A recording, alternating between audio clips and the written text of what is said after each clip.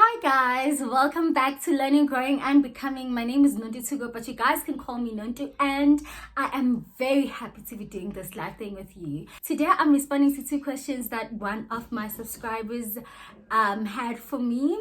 So I was asked to give advice to someone who's in grade 11 and who is considering studying social work, and she also asked about the pay scale of social workers.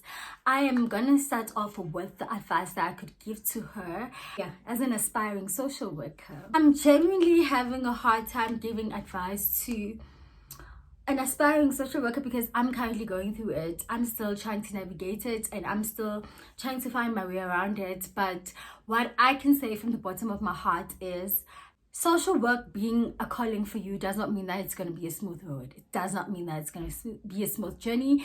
It does not mean that you're going to wake up and love doing social work on a daily.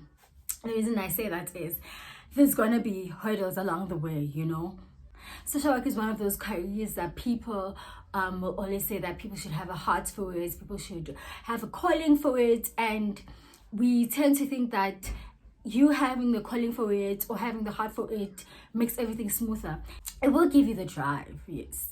It will push you, but it does not mean that it will push you on a journey that's smooth.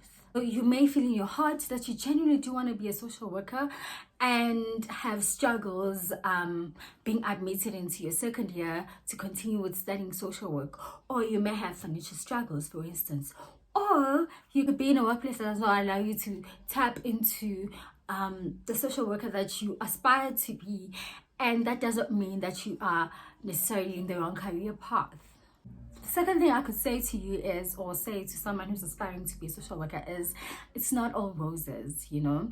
I've said in one of my TikTok videos that sometimes in social work you take two steps forward and 10 back, and you will get to a point where you feel like you've done so much progress with your client, but because they're human, they have other things that may distract them along their healing process, and you are going to have to deal with the fact that they may sometimes decide that they no longer want to continue with the therapeutic process, or they may go against their word, or you may struggle with the system, you know.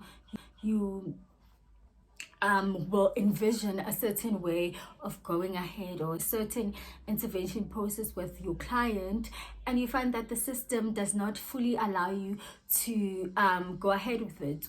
When you speak to your client, you envision it in your head. You're like, okay, I know I can refer you to this service, this is where they help you, this is how it will go from there and whatever, but you find that it's not as simple, you know. It's not as easy as ABC, and sometimes the process is longer than you would have imagined, and you are gonna have to break that up to your clients.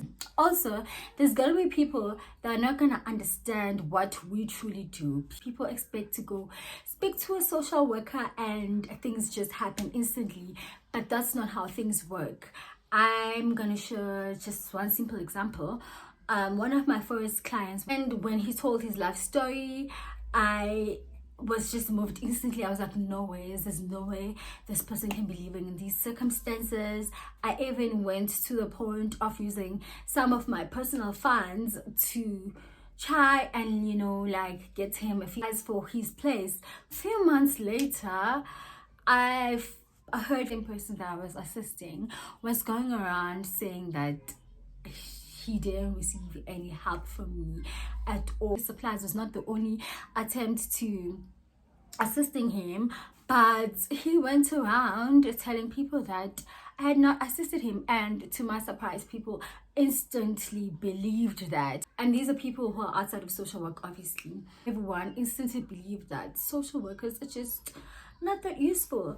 So my advice to you would be, whatever you do not expect to be applauded for your good job done. Do not expect people to come back to you and even appreciate you for the effort that you've done for them. Sometimes you even spend sleepless nights over them and you won't even receive a thank you. So be okay with that. Do not feel like you're not doing your work well enough, if as long as you know in your heart you did your best, then that should give you enough ease. Like, people who are not in our field have a hard time understanding how we operate, how we work, and it's easy for them to feel like we're not doing a good enough job. So while I had been moved by the fact that he was living in unfavorable circumstances, I was like, how is it that no one from the social system has picked up on this living situation? I went on to call because someone from the development of social work, and I tell them there's this case. They're also moved as I'm explaining the living situations. And as we're talking, the social worker is like, please give me the service user's name. I give her the name and she's like, oh, that one. We already have him on the system and we are already assisting him. Person came to me, spoke as if he had never spoken to any social worker before.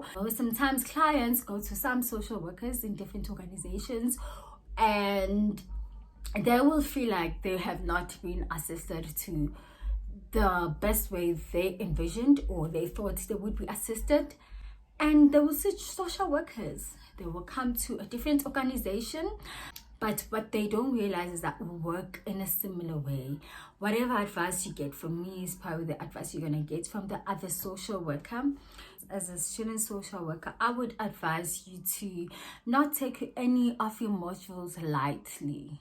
Do you know what? I am impressed genuinely by the knowledge that I got from all of my modules since first year going on to my final year, because I see where I could apply all of those lessons I learned, especially from the practical modules. You know, our final practicals, we were told that we cannot terminate or you cannot end your practicals without implementing a project that will bring up some change. And I took that to heart. Wherever you go, make it your thing that you are gonna solve a problem. Obviously, you are gonna be a part of organizations that have been existing for long. They have a few projects that have been running for long, but have the heart to recognize where something has been stagnant, to have the heart to recognize where you could be making a change. It's not only valuable to the company or the organization that you'll be working with, but it also fuels your passion and your drive for social work. Knowing that you are making a difference actually keeps you going. Think out of the box. Don't be a typical or a cliche social worker. You know, even if you do move to the next organization, just have something that you can be able to chase and look back at and be able to say, okay, when I was placed at so and so, I was able to transform 1, 2, 3. I was able to introduce 1, 2, 3 to improve the lives of the community, or I was able to, I'm sure you get my drift. Love what you do. I saw another post on Twitter saying you must romanticize your life. And I want to say that you must romanticize the career that you're in also. Make it work for you. Make it beautiful. It is your responsibility to portray social work in a beautiful light. It is your responsibility as a social worker to enjoy what you're doing, you know, because if you don't like what you're doing, if you don't love what you're doing and you have to wake up to it every day, you are going to do the bare minimum. And I'm going to be honest with you, the drive does run out. You are going to wake up some days and you're going to feel like, I do not want to do this. I do not feel like doing this. But if you find the tiny little things that make waking up to your job exciting, use them. No one from another career is going to make World Social Work Day or World Social Work Month exciting. It's up to you as a social worker. We always complain about such little things, that how come when it's Nurses Day, everyone is willing to appreciate nurses for the job well done they do. It is up to us to make people aware that on March, on a specific day, or on March the whole month, it's our day and this is what we do, you know. And which is one of the reasons why I talk about social work on my platforms. It's to try and make people realize the value of social work, first of all, to try and make people see what we truly do, because sometimes people have only an idea of what we get up to, but they do not have the full picture. So it's up to us to educate, to create awarenesses, and to make people respect our profession, you know. Okay, we can't make them respect it, but like by showing what we do, then maybe people could get to a point where they respect what we do and the work that we do. The last advice I'm gonna give you is related to the second question. If you're getting into social work for the pay, you are joking, my darling. Yeah, I'm gonna close the last advice there and get straight into the second part of our video.